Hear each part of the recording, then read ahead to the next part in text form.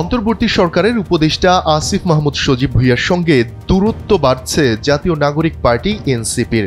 উপদেষ্টার পদ ছেড়ে আসিফ দলের কোন পদে আসবেন এই নিয়ে মূলত টানাপোড়েনের শুরু। দলীয় পদ নিশ্চিত করে সরকার থেকে পদত্যাগ করতে চান আসিফ, কিন্তু তিনি যে পদ চাচ্ছেন সেটি দিতে রাজি নয় এনসিপি। কিন্তু আসিফের অনুসারীরা চাইছেন তাকে যেন দলের মুখ্য সমন্বয়কারীর পদ দেয়া হয়।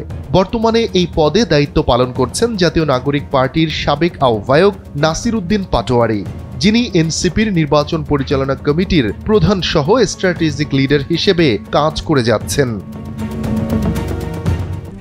RICL TMX, যুগের পর যুগ স্থাপনা থাকে মজবুত।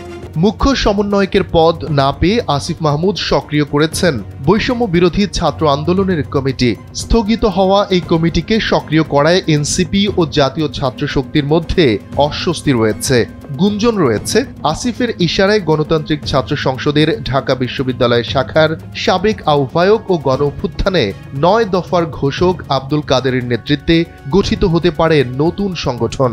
এক প্রতিবেদনে এই তথ্য জানিয়েছে সংবাদ মাধ্যম মানব জমিন। প্রতিবেদনে বলা হয়, এনসিপিকে এতদিন বিভিন্নভাবে দিয়ে আসা সহায়তা আসিফ আগের মতো করছেন না বলে তার ঘনিষ্ঠ সূত্র জানিয়েছে। এনসিপি নেতাদের কেউ কেউ এও বলছেন আসিফ অভ্যুত্থানের শক্তিগুলোর সঙ্গে বিট্রে বা বিশ্বাসঘাতকতা করেছেন।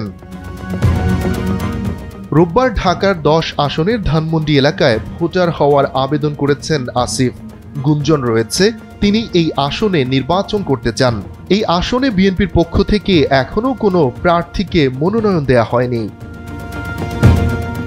এতদিন আলোচনা ছিল কুমিল্লা ৩ আসনে নির্বাচন করতে চান আসিফ মাহমুদ সজীব ভুঁইয়া।